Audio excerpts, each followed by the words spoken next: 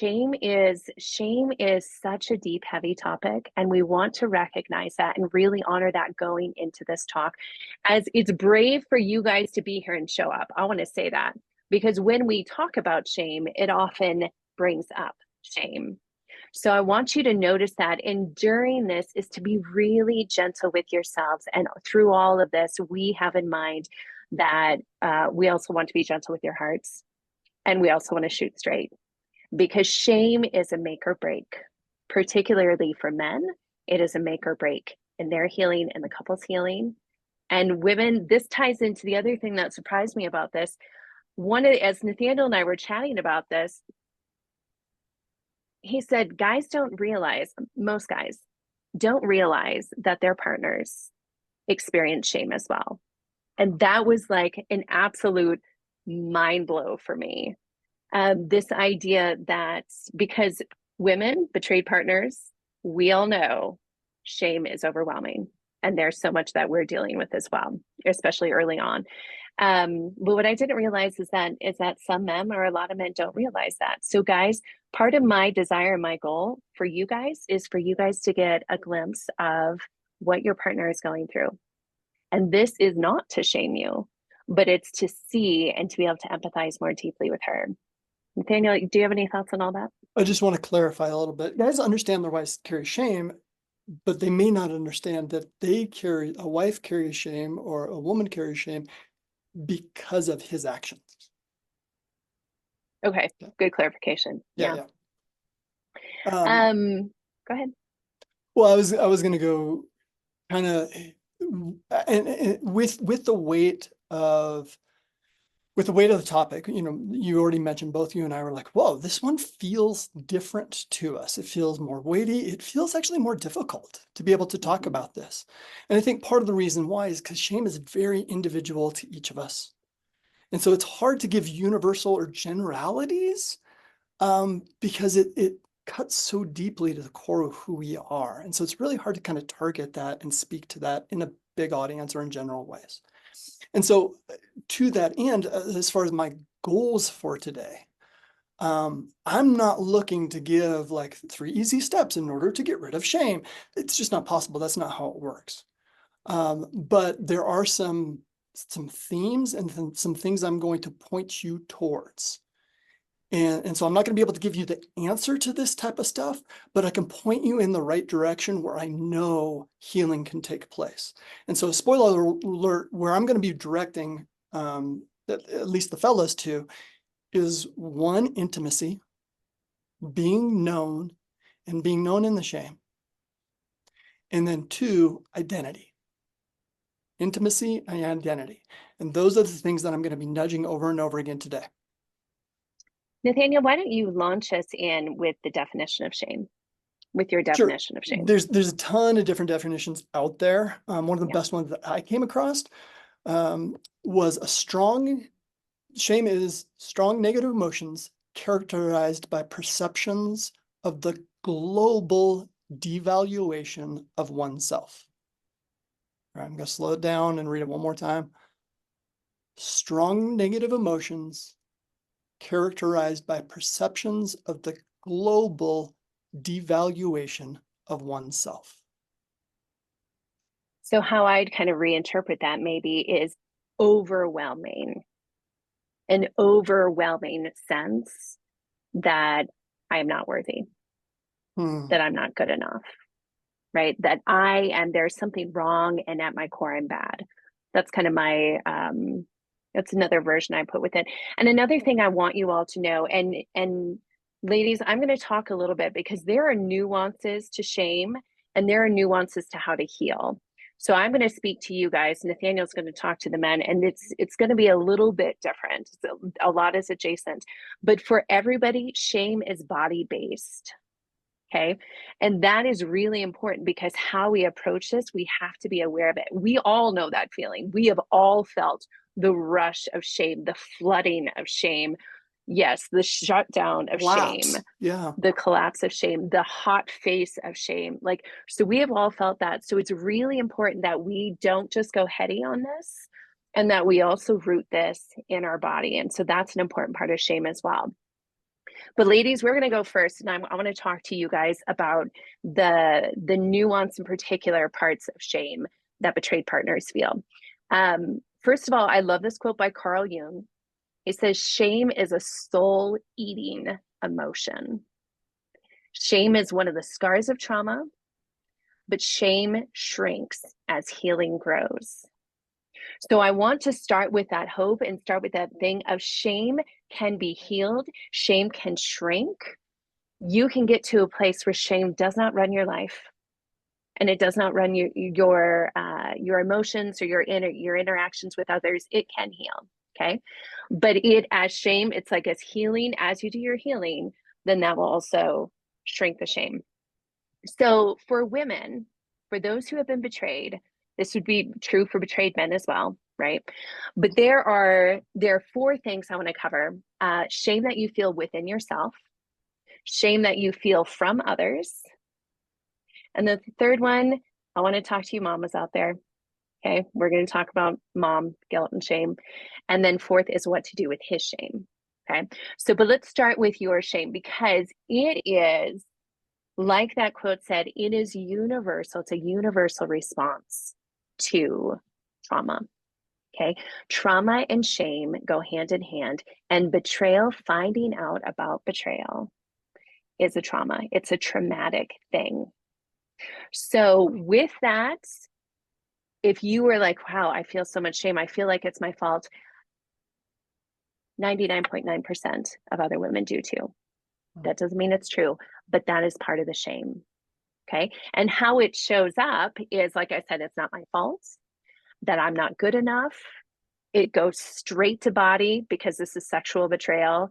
So it goes straight to that really deep personal, like, you know, if my boobs were bigger, if my butt was bigger, if my stomach was flatter, if my hair was better, if I was more attentive to him, well, I guess that's beyond body, but it goes all to these places of, if I had done all this stuff, right? I am not good enough. Otherwise, this wouldn't have happened.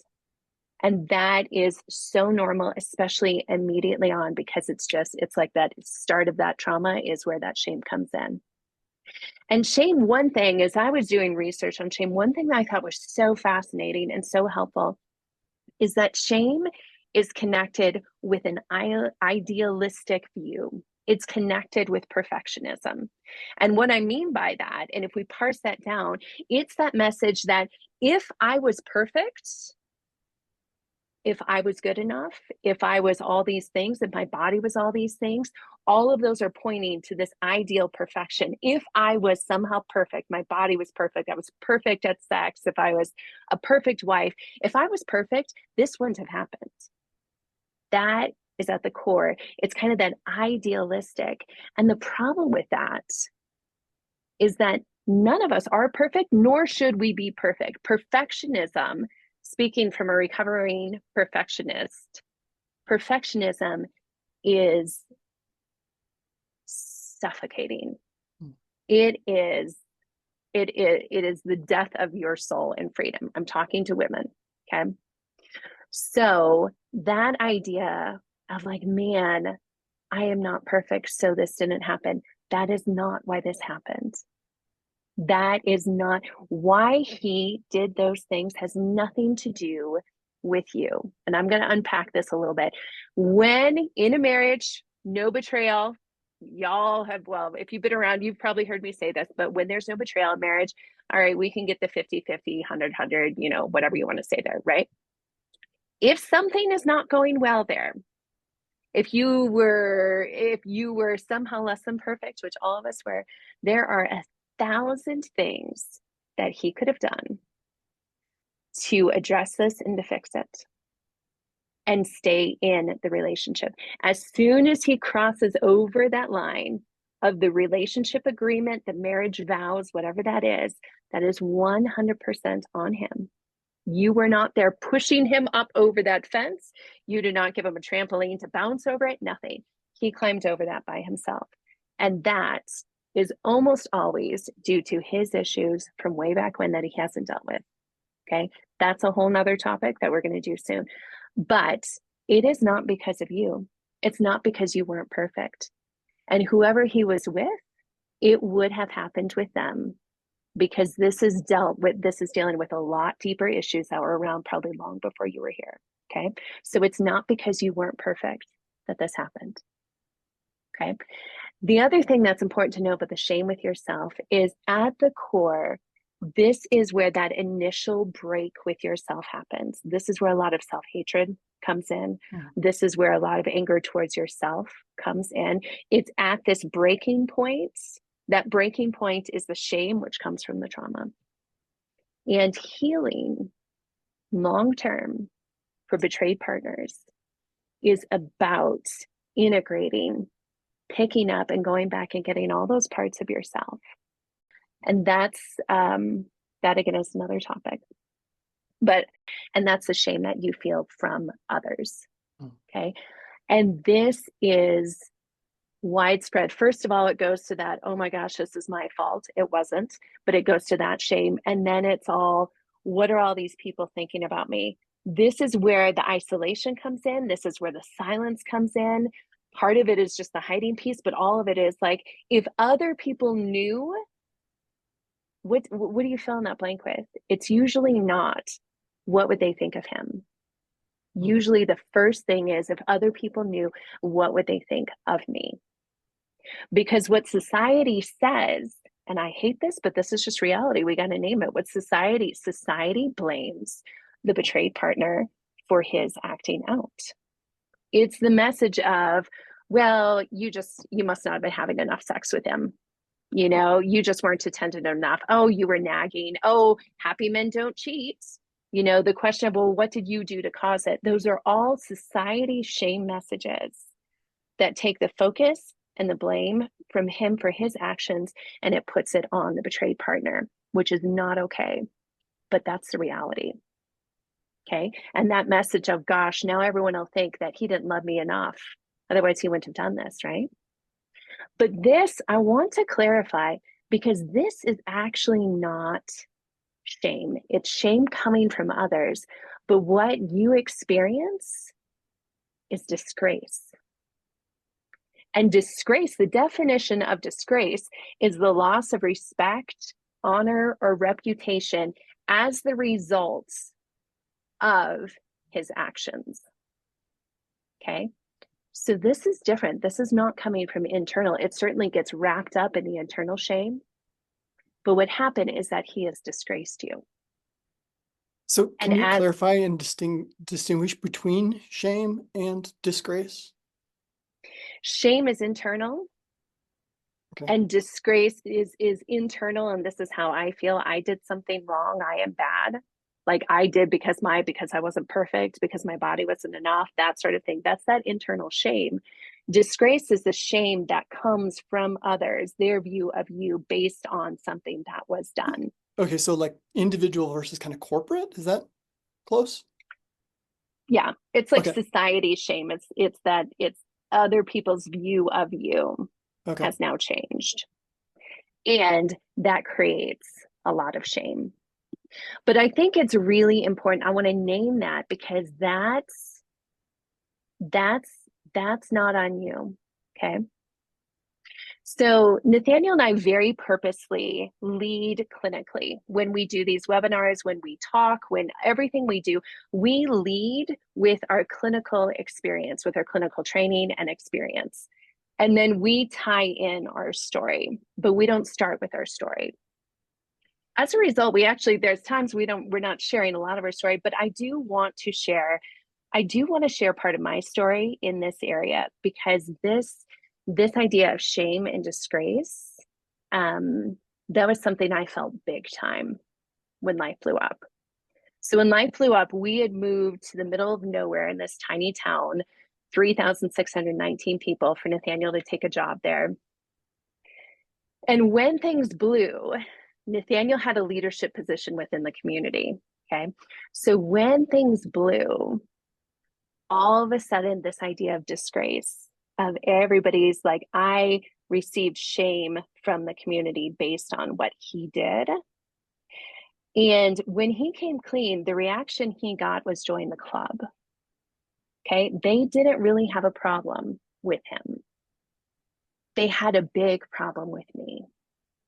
And the message that ended up happening was I was a bad wife. I was an angry woman. I was a bad mom. I was a bad example to other women. I was destroying their reputation in the community. And so what happened is that not only did I have this, I was a bad example to other women, I was destroying their reputation in the community. And so what happened is that not only did I have this, the healing that I had to do with Nathaniel, but then I had all these other messages that were just coming down on me, and I wanted to hide. I rarely left our house for a long time, and I talked to no one. That whole like isolation that brings, I get that. Okay. And, you guys now know us as we're speaking, you now know me as somebody who talks about the story and whatnot. That was not where it started. And ladies, if you're in that place, let me tell you, one, you don't ever have to use your story for good. You don't ever have to do that. You don't ever have to speak about it. I didn't want to tell anybody. And I would say, like, my story can die 1,000 deaths. I'm never going to talk about it. Okay. Now, obviously, over time, that's not what happened. But it's um, that incredible feeling of shame from other people. And what I want you to know about this, as far as moving forward, let's start shifting and moving forward. What do you do with this? What do you do with the shame coming from the outside? First of all, you need to take a step back. I'm going to give you a bigger picture of what's going on here. The goal of society shaming you is to get you to shut up. Okay. That when people are shaming you, they are using it to control your behavior, probably not consciously, but that's what it's doing. Okay. And because this is a really uncomfortable thing and it triggers a lot of people. So what happens is if they can just get you to shut up and be okay and pretend everything's fine, then they don't have to deal with what's stirring up inside of them. So you need to know that that's coming from them. That's about them. And that's about their issues. It doesn't hurt any less. It doesn't hurt any less when you're getting that from family members, from a community, from friends. Certainly, if you're getting that shame from your partner, if he hasn't done that work to not be at that place yet. But so what you need to do for that when you're getting the shame from others is you've got to have people that are safe, that can speak truth to you, and that can keep lifting you up. So the path forward also, both from that's really kind of specifically the shame, the disgrace coming from others. But let's talk about in general. So betrayed partners, women, for you healing that shame, like, what do I do? Okay. You were wounded in relationship, healing comes in relationship. I am sure somebody famous said that. I don't remember who it was. But this idea, Brene Brown talks about that shame grows with secrecy, silence, and judgment. Okay. So what does that mean? It means you have to seek out safe people where you can be known. And this is the vulnerability piece of it, but it is probably not being vulnerable with him. Okay. It is probably being vulnerable with other people. And finding those, and it may take time. You may have wonderful friends, or I would highly recommend a therapist or a coach who understands this, because you need somebody where you can go and all those things you desperately don't want to say, all those things that you are about ready to cry every time you think about saying them, all the things you want to hide, those are all the things that have to come out. And let me tell you, the freedom when you do that, when you find that safe person or that safe group and you bring it out, the freedom there is incredible. Okay. We talk a lot about groups. There are a ton of groups out there. I'm realizing this, not only paid groups, but there's a ton of free groups out there as well. And in the absence community in particular, there's a lot of free groups. So I would encourage you, try. And you may not get the right fit the first time, and that's okay. Keep trying. Okay. If you need recommendations, reach out. I can send you some recommendations or some thoughts to get you going. The next thing is to calm your body and your nervous system. This goes back to where we started of shame is body based. You cannot feel shame without also addressing it in your body, because what happens? Shame floods. and everything goes offline and it's paralyzing, right? So you got to calm your body. You have to calm your nervous system. I talk a lot about fascia. Fascia is great. I'm going to talk about it till the cows come home. Fascia, neurofeedback is great. EMDR is incredibly powerful for dealing with both shame and also calming your nervous system at the same time. Incredibly powerful. So that is a great one. Okay, that's a modality of therapy. There are a lot of other things. Gosh, you can Google. We talk about the nervous system a lot on all the Betrayal Healing conferences. If you have All Access Pass, you can go to that. The other thing I would say, a very tangible exercise for you is name it and reject it, is what I would coin this one. Okay. It is amazing how shame worms its way in without you even realizing it. And so one very tangible exercise is sit down. You're going to have you need a lot of time and a lot of space and safety for this, but sit down and think about those things that just keep coming up that are so painful for you. Okay. And particular things he did, or you can fill in the blank from there. Right. So I want you to sit with that, and I want you to use pen and paper, and I want you to jot down what it was. And then I want you to write, I reject the lie that. And then I want you to sit quietly, and I want you to see what shame messages come up. And let me tell you, they're going to come, right? I reject the lie that I am worthless, that I am dirty, that I am used, that I wasn't good enough, that I'm a failure. Whatever it is, you write it out. But I want you to do, I reject the lie that, and then name it. So you can start to get a handle on it, because otherwise shame just operates very quietly and very destructively in the background, and it will become part of that self-talk. So I want us to name it and get it out. Okay, so moving on from there, mamas, I want to talk to you for a minute. Betrayal affects parenting. Oh, and that's what gets me. For all you mamas out there, and we have 4 kids too, so I get it. It affects parenting. It just does. And I don't know a mama out there who has not felt shame of like, I am not the mom I want to be. I just wanted to love on my kids. And instead, I am distracted. I am just fighting to survive, let alone like diving deep into playing Play-Doh with them or hearing about their heartbreak or whatnot. And I feel distracted. I feel irritated. I feel so much shame that I'm not the mom that I wanted to be. And so if that's you, I want to know that I see you and I hear you. And there is healing here. Okay. Really important that you get support, particularly a therapist or a coach, if you can, or a good friend, so that you can vent.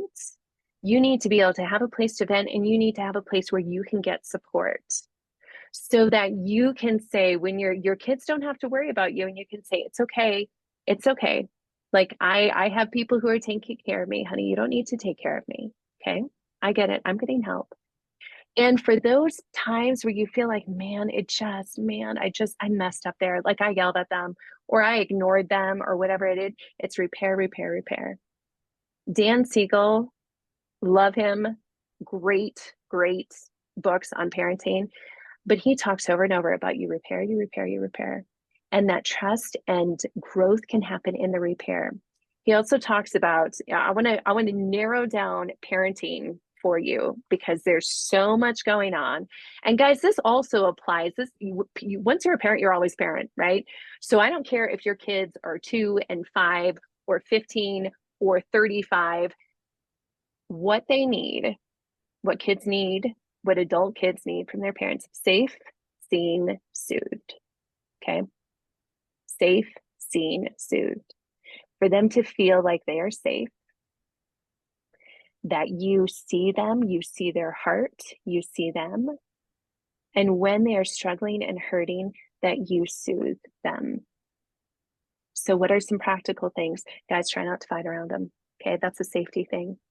And if you do and you mess up, repair. Honey, I'm so sorry. I am so sorry. I should not have been, we should not have fought around you. Okay. I'm so sorry. That must have been really hard for you. Then they feel seen. Okay. And then ask them how they're doing. Step into their hearts. Okay. Ask them, repair and repair, repair. Okay. And it's going to be okay. Can I Last thing. Yeah, go ahead. speak in that a little bit too? Yeah. You're not going to be perfect as a parent. And what the research actually supports is you have to get a bid for attachment right about a third of the time.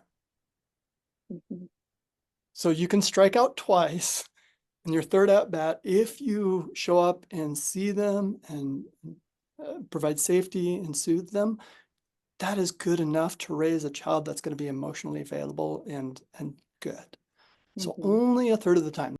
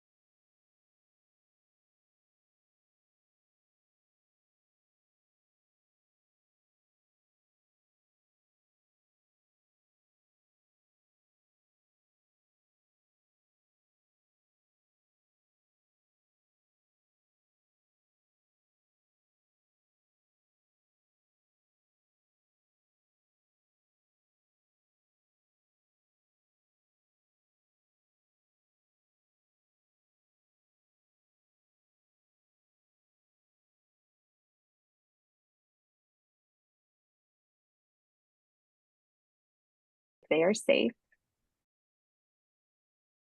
And it's going to be okay. Can I Last thing. Yeah, go ahead. speak in that a little bit too? Yeah. You're not going to be perfect as a parent.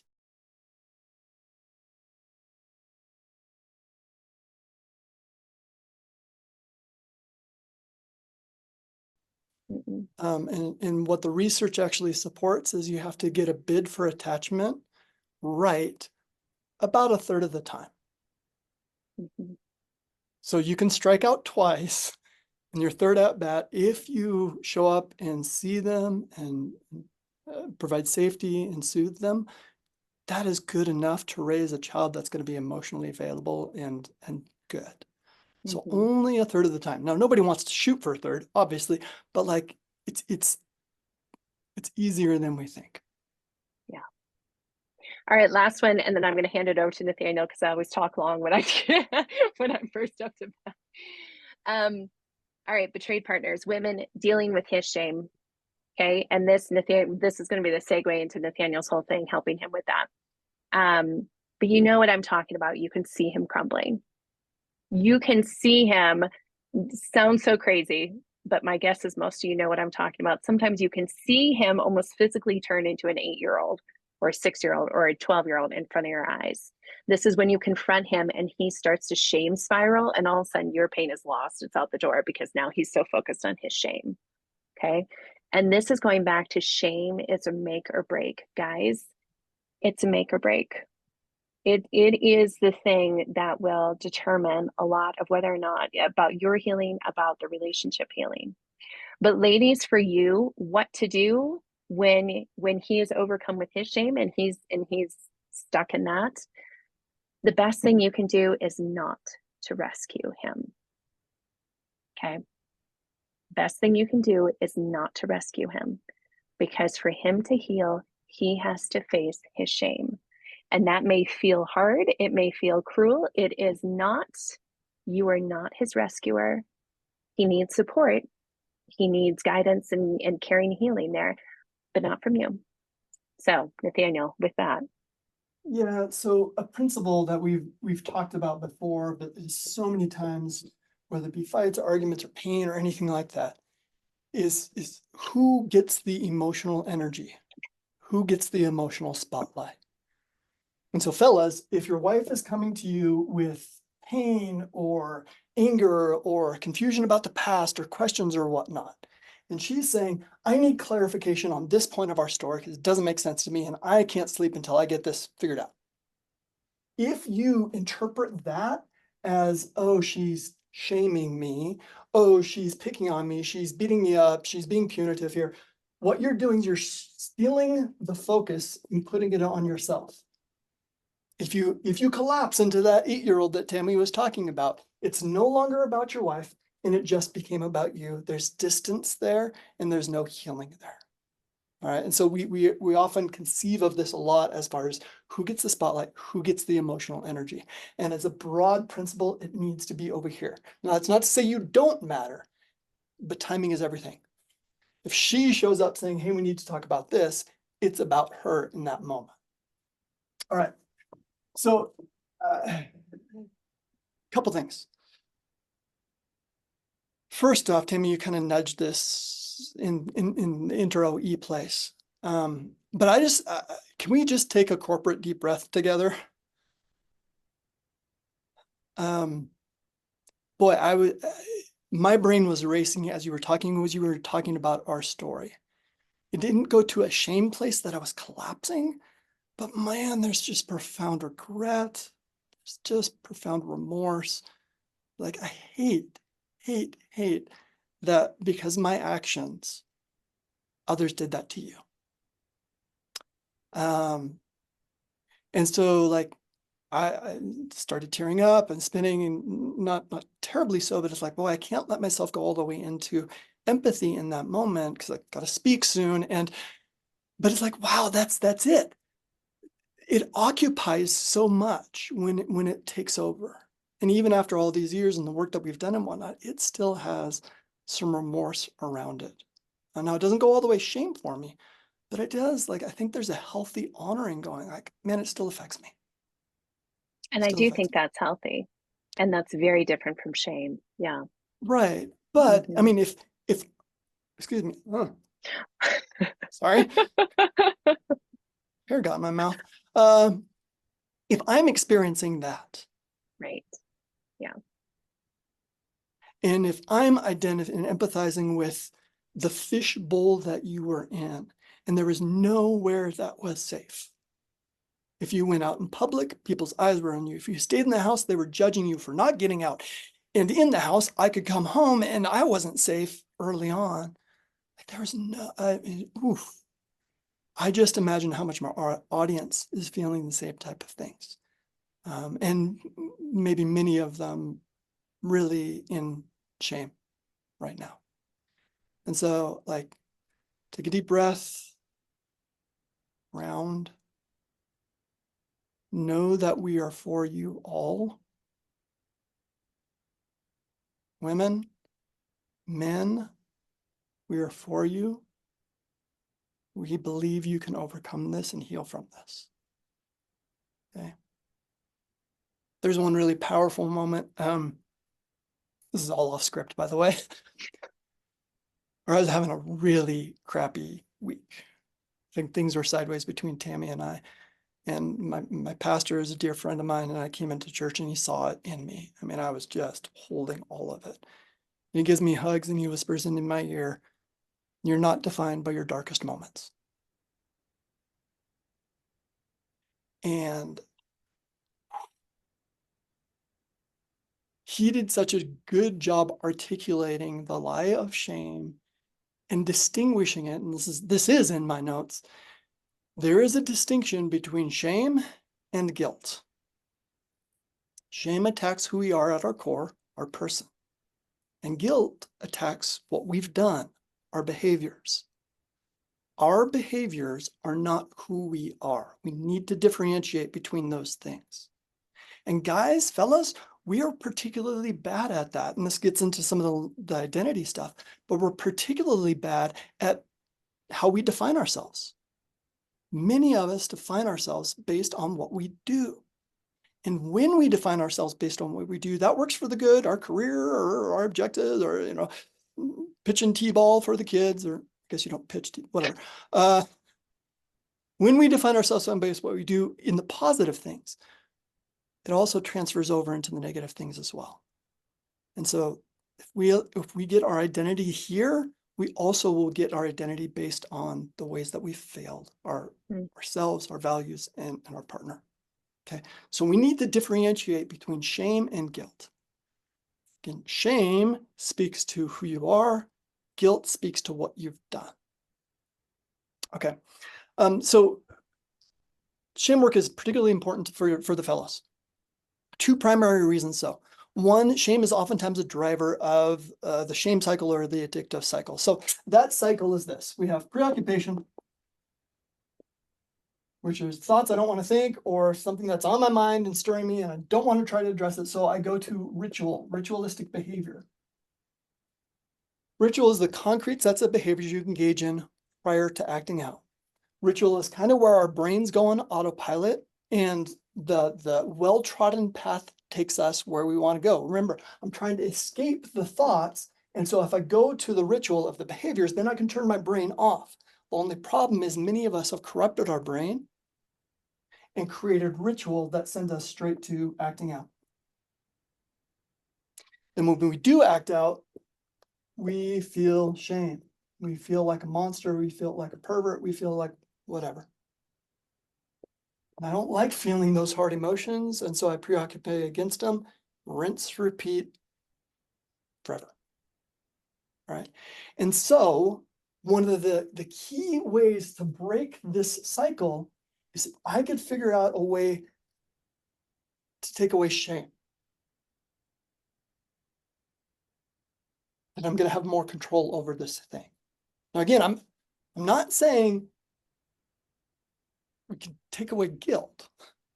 I am saying that toxic place that it goes where it defeats you and discourages you. And many times we talk about this in kind of in terms of strength. You can own your stuff in a healthy way that is strong and composed, that has empathy and remorse with it, but it doesn't feel like that collapse sensation. And that collapse sensation doesn't feel strong, and it is indicative of shame. And then it's, going back into your cycle. So number one, why it's important for us to deal with shame is to subvert that cycle. Number two, we need to be able to deal with shame in order to empathize with our wives. And empathy is one of the primary keys to healing. Brene Brown puts it well in her book, Atlas of the Heart, when she says, I think quoting someone else, you cannot experience both shame and empathy at the same time. And so if your wife is expressing pain or anger, and your job is to empathize with her in order to bring healing, and you don't empathize with her because you're surrounded by your own shame, it's going to be another mess. And so we've got to figure this stuff out in order to heal not only ourselves and our addictive behaviors, but also our spouse. All right, so how do we then overcome shame? Tammy already mentioned it. Brene Brown puts it well, the antidote to shame is vulnerability. What she calls vulnerability, I'll call intimacy. Shame wants to keep you hidden. Shame wants to shut you down. Shame wants you to be in the cavern of your own brain and self. And you have to push past that and open yourself to safe people who can speak into you. And in essence, what you're doing is you're saying, okay, who I am, my identity, is under threat because of what I've done. And I need you as my group member. I need you as a safe person, as my dear friend. I need you to help me differentiate that, to go, okay, Nathaniel, you are not defined by your darkest moments. In other words, you have inherent worth and value apart from what you've done. All right. So the most important thing is vulnerability, naming it, getting it out there. And this is why disclosure is such an important thing, not just for your spouse, but for yourself, so that you can go, I got it all out there. I'm not hiding it anymore. I can stand tall knowing I am who I am. Not I've done what I've done, but I am who I am. All right. Number two, with regard to how to overcome shame, is to understand why you've done what you've done. Many times shame has that repulsion that we don't want to look at. I can't believe I did that when I was that age. And because we don't want to look at it, we don't understand it, we don't learn from it, and it stays festering in the background. And so instead, what we need to do is we need to have courage to look at it and address it and start to go, okay, why did I do these things? How did I get here? I want to understand my why so that it no longer haunts me, it no longer plagues me. And so many times what I see is shame takes events and behaviors out of their historical context. Shame takes events and behaviors out of their historical context. So, if when you were a child, if you played doctor with one of your male friends, it lifts it out of, gosh, we were 6 and I was trying to impress him and he had, a bigger brother that abused him, and like all of these things, it takes all of those situations out and just says, wow, who does that? And so what we're trying to do when we try to understand our why is put it back in its historical context to understand these are the things that led me to here. Now, that doesn't excuse what I've done, but it does help me explain it. All right. And so if this is something that you're interested in, struggling with, need to get some help on, I have a workshop called the Know Your Why workshop that I offer a few times a year. Just got done with our last session, where it kind of walks fellows through a process of understanding their why. Right. The third thing is kind of hand in hand with what I just said. I want you to explore shame in order to overcome shame. Explore shame in order to overcome shame. Now I'm trying to, I think I did it. I wrote an article on this. You can click the link, go to my website and get this article and read it for yourself. But rather than running from shame, what we want to do is almost like personify it. Almost give it a character, give it needs, desires, thoughts, etc., and ask, like, what is the function of this shame? Is it trying to protect me from something? Is it warning me something? Does it remind me of my values? Like, shame does have a purpose to it. And if we can get curious about it, it may tell us what our hearts, our deepest self, is really wanting out of life. Okay.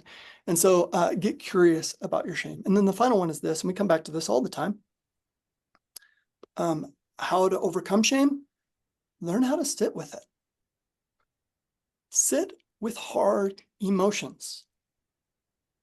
Rather than acting out, rather than acting in, saying I'm fine when I'm not, learn how to go there and be confident with it. I mean, a simple example, Tammy, when you were talking and I started going there and I felt tears coming to my eyes and whatnot.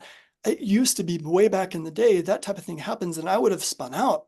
You would have seen it in me. I would have like crumpled. And now I'm able to kind of honor that and appreciate it. Go, no, this is something important for me to notice and that it still resonates with me. I still have remorse about this. And part of that is because I went to the emotional gym and I've been doing my reps, getting stronger emotionally. So that type of stuff can hit me, but it doesn't hurt me as far as crumpling me. Okay. The other thing that I wanted to identify is shame and identity. So if this is our truest self, and this is our shadow self or false self, or the image that we protect and project onto others. This is what they see or what we allow them to see. Now, again, guilt, or what is defined by what we do, and shame attacks who we are at our core. And so what we want to do, if these two things are one and the same, any bad thing we've done strikes us to our core. But if we can kind of differentiate that to go, okay, I'm not defined by who I am, and I have intrinsic worth beyond this outer shell. One better would be congruence, like I am who I am no matter where I am, but first things first.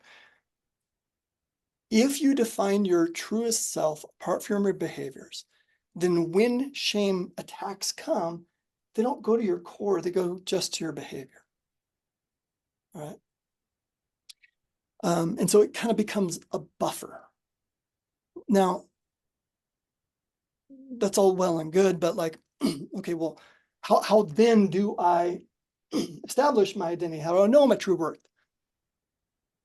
A couple things there. Many people look to their identity to be able to stand strong and confident in who they are. Many times people go to faith or religion, and that helps inform their intrinsic worth and value. But even beyond that, the question I often ask clients that come in my office is like, when did you lose the fact that you have worth, you have value, you have importance? And they'll look at me funny. I'm setting them up. I get it. But when you were a child, you knew you mattered. You knew that it's important for you to get fed, so you threw a temper tantrum if you were hungry. It's not that child is mean or selfish or anything. That all that child is doing is saying, hey, I have needs and my needs matter, and I want to make them known. And so that child has an intrinsic sense of worth. And then some point in our timeline, we lose that. And so if we can get back to that to go, wait a minute, I matter. I have value, I have importance, and I'm worthwhile. And then we may be able to progress towards that. The other thing that I would recognize is this is IFS, Internal Family Systems Counseling, is a really powerful tool with regard to integrating parts of self, like Tammy was talking about. But their notion, that brand of counseling's notion of what the true self is, so the true self has these characteristics: compassion, curiosity, clarity, creativity, calm, confidence, courage, and connectedness. All right, so I'm not going to say them all again, but if you Google the 8 C's of IFS, you'll find that list, right? But it's all these values or characteristics that have this strength, this presence about them, that it's like, yeah, when I'm functioning out of my best self, I am those things. Okay, so that's some of the ways that you can kind of work towards establishing your identity. Gonna take a quick drink. Tammy, I'm talking a lot. Do you have anything to chime in? You're doing great. Okay. I would say, yeah. Ladies, if you're having a reaction to what Nathaniel is saying of like, wait a second, but he should feel bad for all this, like, know that yes, you're saying that, but also know that Nathaniel's really speaking to the men of like how the question of how do you get out of shame. And I think that's just, it's so important. So yeah, that didn't and add a again, lot, but there you go. we would differentiate between guilt and shame. Yeah. I'm all about guilt, and you should feel bad when you violate your own integrity, when you hurt your partner. Like, you should feel bad about that. But there's something different, and I think I kind of modeled that in how we talked about it. Is like, I don't like it. It hits me deeply.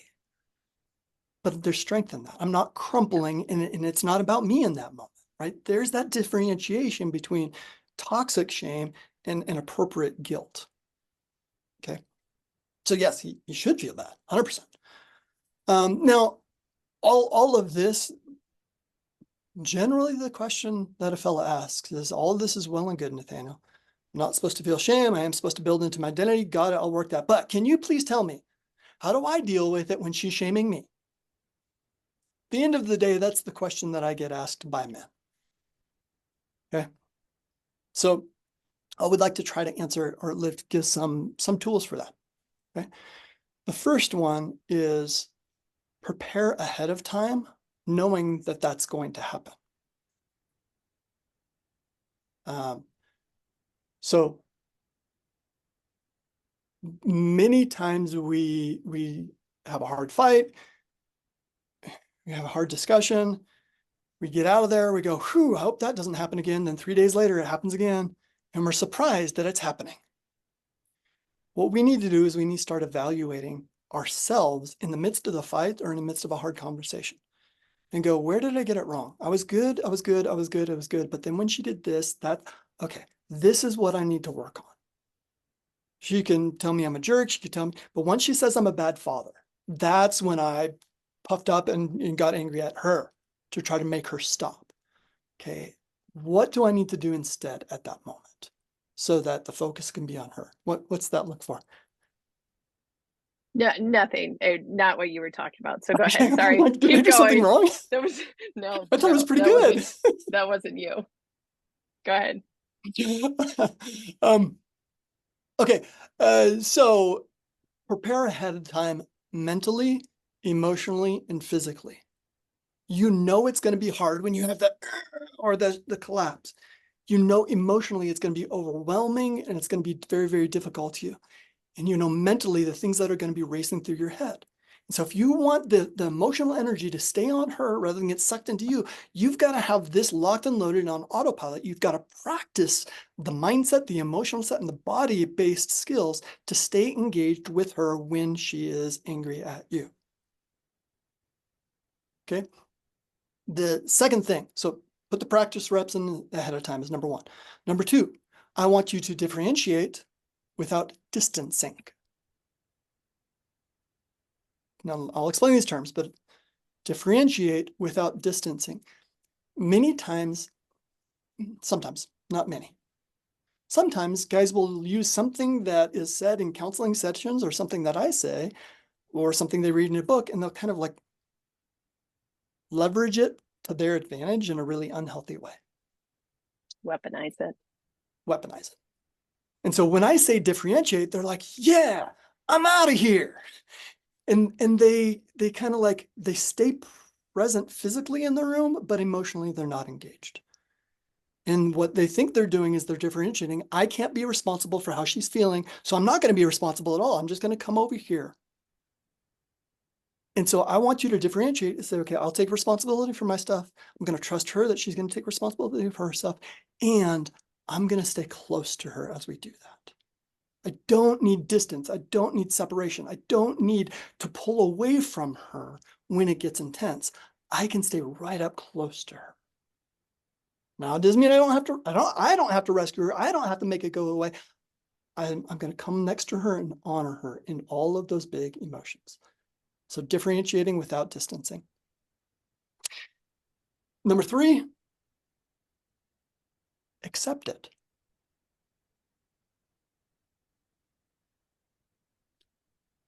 And there's a couple things, nuances there.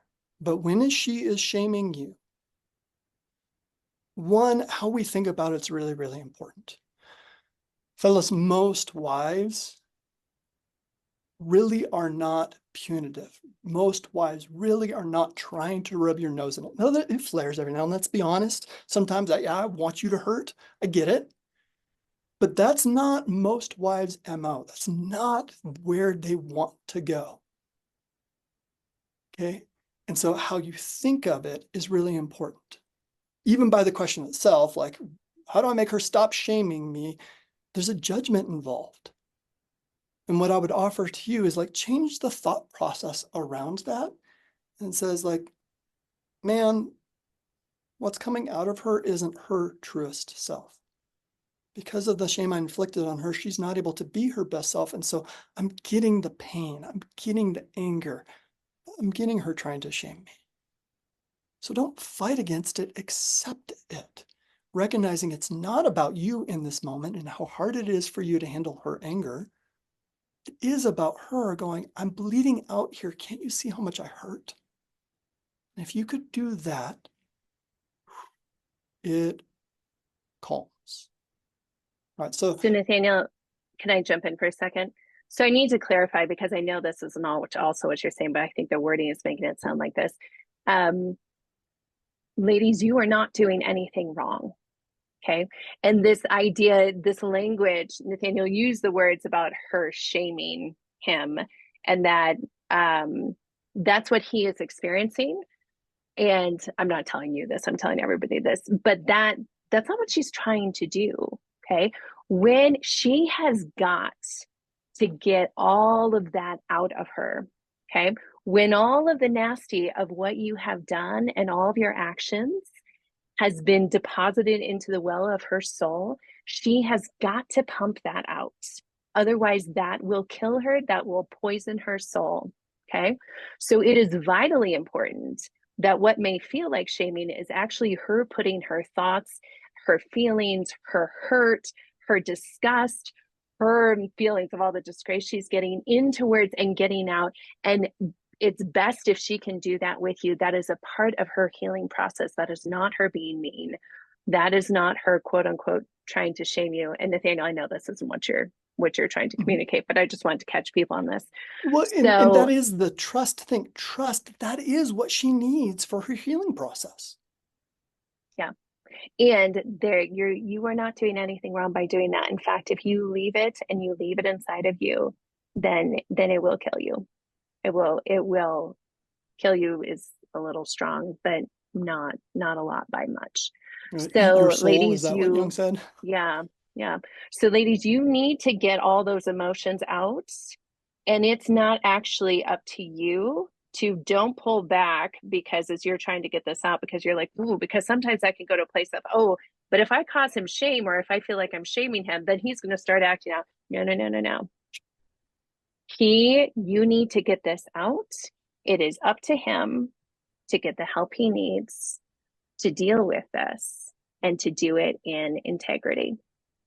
Okay. And not act out in the midst of it. It is never your fault if he chooses to act out. You are never causing it. He has control over his emotions and what to do with them. So I just need to jump in and catch the Thank women you. on I that. really appreciate when you do that, because I would hate for my inability to speak well to be perceived as like me piling on. So I really appreciate it when you do that, hon.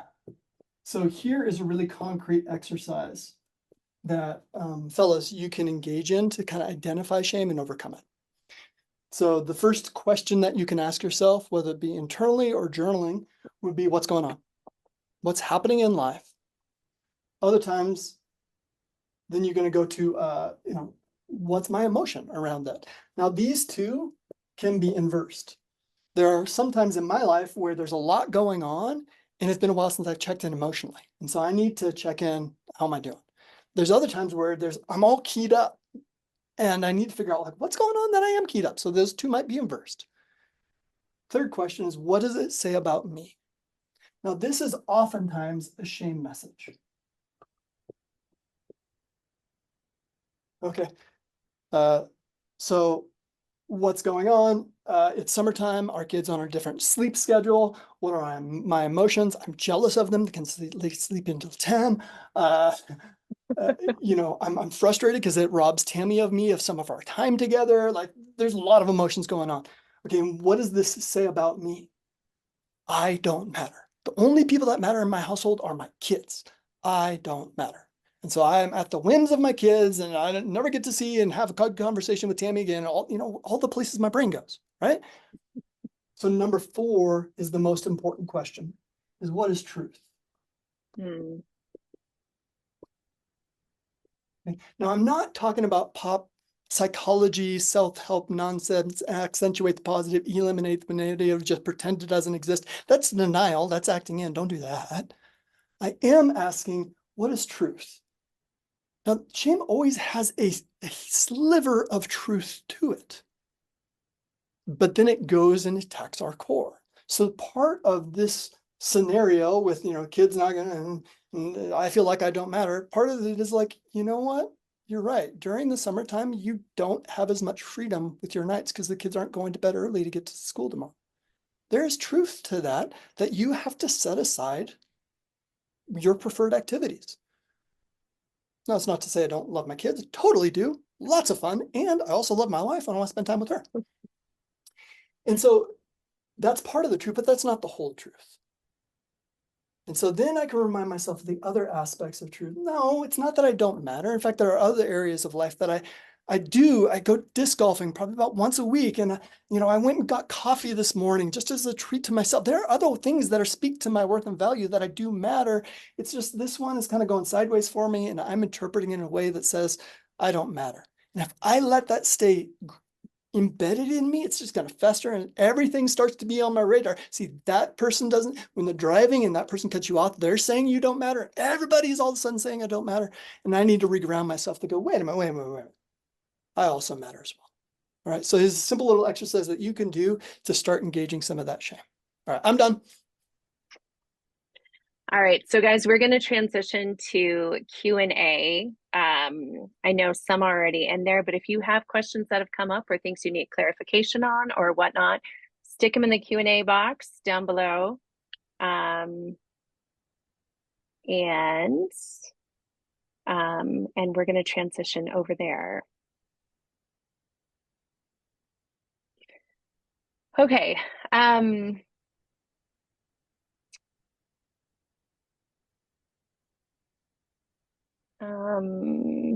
Nathaniel, do you have one you want to jump in right away, or do you want me to start?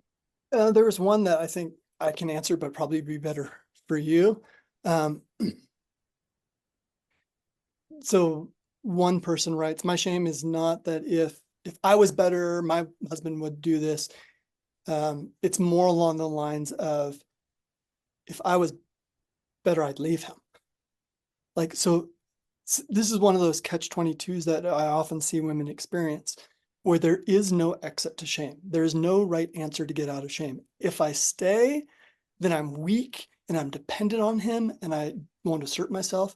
If I leave, then I'm malicious and vindictive and I don't believe in forgiveness or anything else. Like, and so many times there are these injustices where women are put in impossible situations, there is no good answer. And so to the person who said that, like, you, and maybe Tammy, you can answer this, but what I often recognize and believe is 100% true is a wife that chooses to stay shows a great amount of character and self-awareness by making that choice. That is not a sign of weakness. That is a sign of courage and strength that she's willing to endure the pain and try to heal the relationship. But you don't have to. You do not have to. No, and that's not saying that staying is better than leaving or leaving is better than staying either. So No. I guess my response to that is I hear you.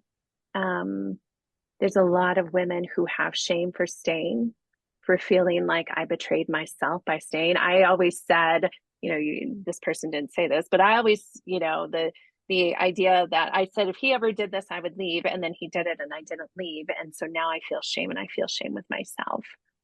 And so the reframe I'd like to offer you is that um, the you get to decide what's right for you, and only you know what's right for you. And right now, there's a reason why you're staying, whatever it is, and that's okay. And this is the decision you're making right now. Now, will you make the same decision in 6 months or a year from now? We don't know. But you do always have choices. And if it's at a place where you're like, this is not healthy for me, and I'm ashamed that I've stayed, but I don't have the finances, or then okay, then maybe look at, if this is not good, then you do have options. You always have options. And what do you need to do then? Maybe that's I need to go back to school so I can support myself. So the way I look at it is there are always reasons. And And for those who stay, even when the situation is not good, there's a reason why you're staying. And so just honor that is your decision right now. And then you get to continue to decide as you go on whether or not that's right for you in the future or not. Mm-hmm. You're not locked in. Remember where we started with saying it's really hard because shame is so individual and universal truths don't really apply. Everyone has their own really good reasons for staying or for going. Yeah. And those are All right, individual things. Yeah, go ahead. Next question. We're gonna have to keep moving. First thing people learn is it's not your fault. That's the message. But this person says, I still struggle with this. And knowing his acting out and feeling like he acted out because I was too normal and he wanted a novel and all that kind of stuff. And that he thought so little of me. So, how do I not have shame about being normal? This, couple things with this. One, we are all normal. And that is so good. Perfection is not possible. It's not obtainable. The women, the pornography, it's not real. It's not real. And so this is kind of that relationship with yourself piece. Also knowing, like understanding where it comes from, understanding that it usually starts in childhood and for a lot of different reasons, and that's a whole nother conversation, right? But it's not actually about you. And so knowing that can start to take away some of that shame. Groups are really, really helpful for this because when you hear another group member say something, you can be like, oh, no, I totally see that wasn't your fault. Like, absolutely not. And then as you say that to somebody else, you're like, huh, well, I see that so clearly in that person. And maybe, just maybe that's also true of me, that it wasn't mine. So that's another one is the group piece. And then also this is part of that. And I mentioned it briefly in the beginning, but that relationship with yourself, ladies, the biggest relationship healing that needs to take place over time for like long-term healing is actually the relationship with yourself. And as you connect with your anger and be like, no, wait a second, I don't deserve to be treated like this. This is not okay. It's not okay. And you know what? I do have worth and value. Then all of a sudden, it's not about being normal, it's being shameful, but who I am. No, I'm pretty cool. And so that's just another thought as far as that goes. All right, someone writes, if behaviors are not who we are, is a starting premise. I agree. Then in recovery, aren't betrayed partners supposed to be watching behavior to see if partner's safe? So there's a lot of behavior that's being watched, and it is who they are, or is it who they are showing us? You know, how do we explain this incongruency in thoughts? Okay, so it's kind of tricky, both and. But there's a difference between recovery and integrity and behaviors versus character. And so this is important, but limited. This is really what we want good recovery to be about, is over here, integrity and character. And so when a fella only has these things and it stays focused on like the sexual integrity realm, then it hasn't bled out into the whole of who he is, and it can't be trusted. And so even if he's doing tons of, you know, recovery-based behavioral stuff, that stuff actually isn't trusted very much, because the purpose of that stuff is not just to you know, go to groups or to read books or to listen to podcasts. The point of that stuff is eventually to bring transformational change. And so now the only thing we generally have to look at is here, at least initially. But what we hope is that it starts showing up here as well. And so what I generally say is that trust is, you know, a small iota of trust is built when she starts seeing his character change in areas apart from like traditional sexual integrity recovery areas. And so when he's you know, patient with his mom rather than lambasting her like he normally does. When he is no longer road raging because he's figured out his control issues and recognizing he's projecting all of his control issues onto the road. And so he's driving like an old man now. That's the type of stuff that is it directly related to sexual integrity? No. Is it absolutely related to integrity? Yes.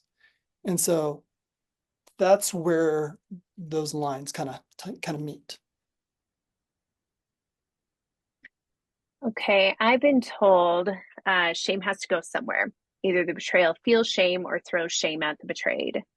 When a husband is dealing with shame, how does the wife not pick up the shame thrown at her, similar to gaslighting? Can you give an example of that? First of all, I would say I very much disagree, respectfully disagree with the idea that shame has to go somewhere. Shame needs to be healed, not go anywhere. So I think that's one thing, is that maybe he needs to look at what does it look like to heal it rather than to move it, right? When it gets moved and thrown onto you as a betrayed partner, I would agree. That's very similar to gaslighting. And I would say that would be the response to that, not knowing all the particulars, but the response to that is the same response I give betrayed partners about gaslighting. Is when that happens, first of all, it's important to recognize it. And sometimes that happens after the fact, and that's okay. But like getting really clear with yourself of like, wait a second, he just threw all this. And it's almost like taking that mental time out of like, is that true what he just said? Like, and that shame, is that mine or is that his? No, that's actually his. Then name it. Like, you just tried to throw your shame at me. That's your shame. That's not mine. Okay. So I'm going to give that back to you. You need to go get support and help around that, but that is not mine. And then at that point, if it's similar to gaslighting and there's some gaslighting stuff going on, then that may be a time that you need to end that conversation and be like, hey, I'm happy to come back and talk when you're not in that place of you're trying to shame me. But I would call it. I would call it out, name it for you and for him, and then direct him. He needs help and counseling for that. But that's not yours. It's not yours. So good job knowing that that is not yours, and don't take it. There's a lengthy question, which I don't have time to read, about kind of generational shame. That, you know, the grandson may be having some acting out behaviors that the grandfather feels responsible for. And so how do we address that? And so the gentleman who wrote this, like, I just want to affirm your heart, your humility, and wanting to like own all of the impact of your stuff. Oftentimes I talk about guys, some guys are good at owning, like, I threw the rock, but once the rock left my hand, I can't be responsible for the consequence of the rock hitting the water or making the ripples.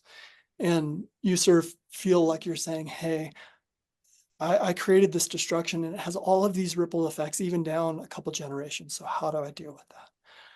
That's tricky. I'm not sure if I have a great answer to that.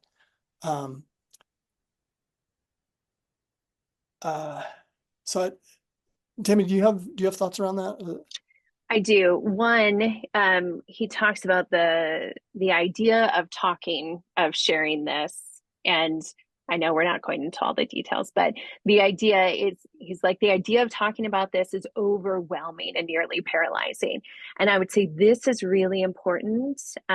This is where that body focus really would help. Of like, if you calm your body, you're going to calm your brain, you're going to calm your nervous system. So that's for anyone too. When you're feeling that paralyzing sense of shame, focus on calming your body. That could be deep breathing. That could be a lot of coping skills you can look up, right? But focus on that. And then also, as far as how to this person, how do you talk about it effectively? I think I would start, for this gentleman, start by, I know you want to talk to your son and daughter-in-law, start and ask them first, like, would this be helpful? Would this be helpful? And how much do you want to know? And I'm thinking that maybe I perhaps contributed somehow to this, and I would like to own that if that's something that would be helpful to you. And so I would start by asking permission and what they want. I think that's good. Okay. What about the previous shame a wife carries from her past? Can that keep her trapped? Um, Everybody has shame from their past. Everybody has issues from their past. When there is betrayal, that all can be dealt with at a different time. Okay. The shame that she is feeling with all of that, first and foremost, needs to be dealt with in the context of the shame that's been brought up by the betrayal. Okay. So if there's, and because there's, here's where I'm pausing a little bit. A lot of times betrayed partners can get shamed of like, well, it's really like your reaction is really not based on the reaction of the betrayal. It's really based on your childhood trauma. No. Okay. Or, the shame that you're feeling, it's really not based out of this. It's really based on that. No. Okay. So that all has to have a very clear line of like, is there childhood trauma? There may be, but that's totally different. And she can deal with that another time or heal from that. Is there shame from other things? There may be. But first and foremost, at least for the betrayer, I'm going to highly encourage you to stay very present and to be very present with what your betrayal has caused in her. Okay. Now, are there things that can be triggered? Absolutely. But as the betrayer, it will not go well for you if you try to focus on that and in any way try to shift over. I'm not sure if that's what you're doing, whoever asked this question. I'm not sure if that's what you're doing or not, but I'm going to give a strong caution. Men, don't try to point to the past as an explanation for the pain and the shame that she's feeling now. When there is healing from the betrayal, then there's all the time in life to go back and heal all that, but not right now. Right. One person writes, my spouse, the betrayer, goes the opposite, where I don't see or hear enough guilt or change. And he comes across that I am the problem. Like I have so much healing to do and he doesn't. He's so far along in his journey or whatever. I think he's trying to show empathy, but I feel pity as if, and he was the one who caused it, and begins to talk about how difficult that is. So if a husband has really done good work, then he won't allow a blame shift to happen onto the wife. If he's doing the deep character work and it has humility and appropriate regret and is dealing with shame, he won't get defensive and he won't blame her for not being as far along as he is. And so he might be doing a lot of behavioral things that say, I'm doing all this work, but there are still some things that he probably needs to evaluate and grind down so that when she comes across with pain or her shame of not being further along or whatever, that he comes and comforts in an emotionally appropriate way, empathizing with her. And so I would say he probably has some more work to do around that.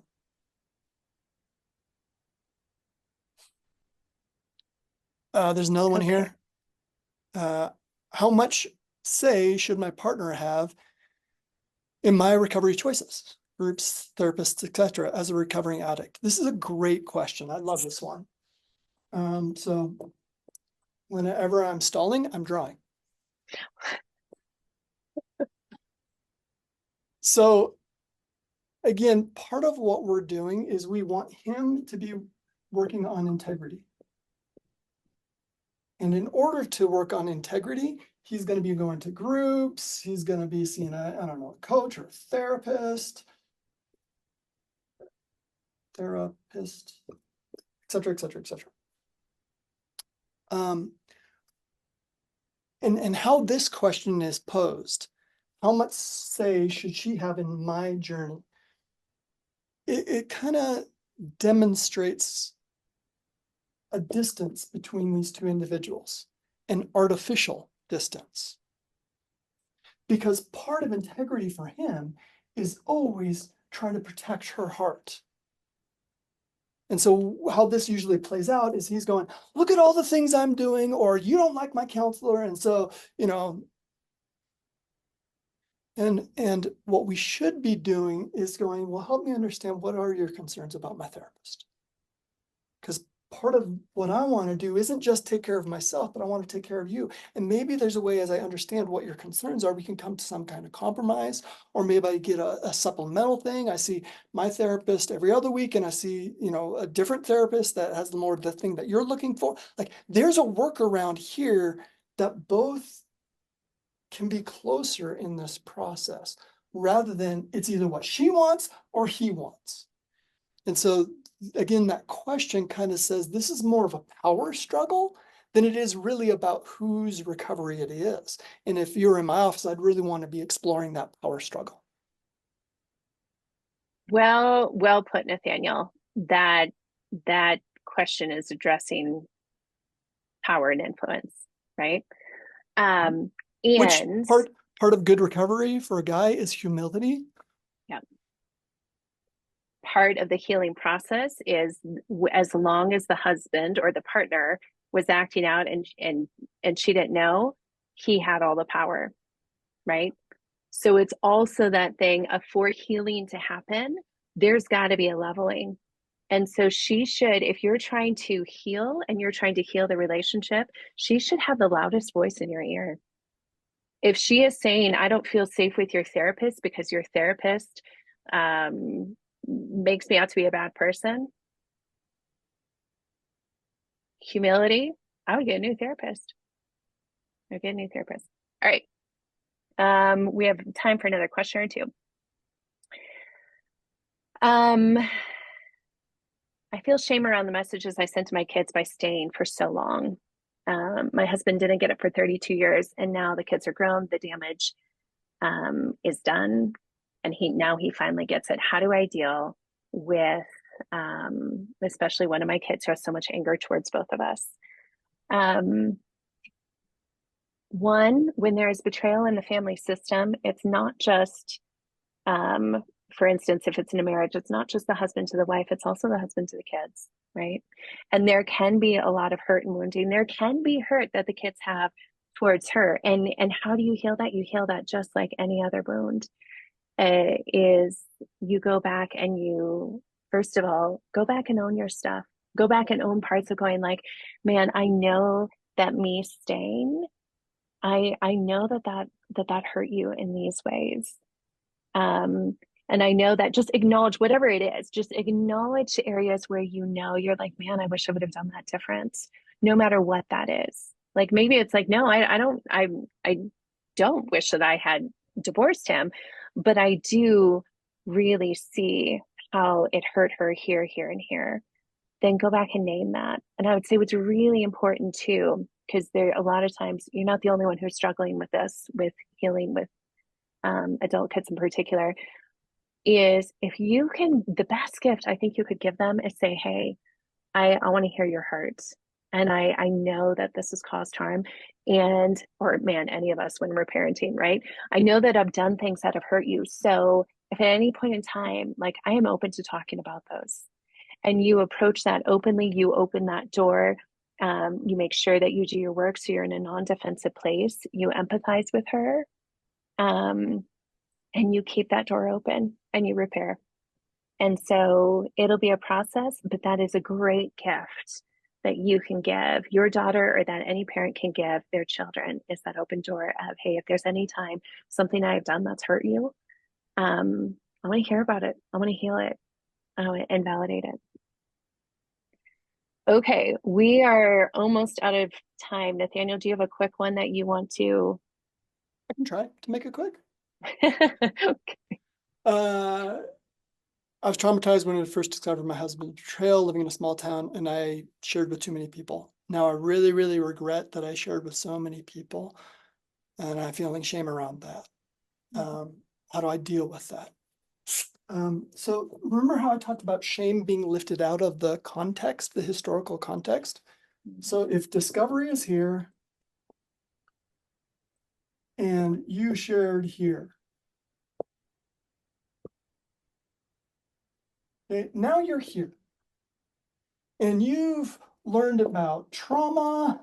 You've learned about what disclosure can be like. You learned about safe people. You learned about the consequence of doing this. You are not the same person as you did back here. And what you're doing is saying, man, if I would have known now or knew back then what I know now.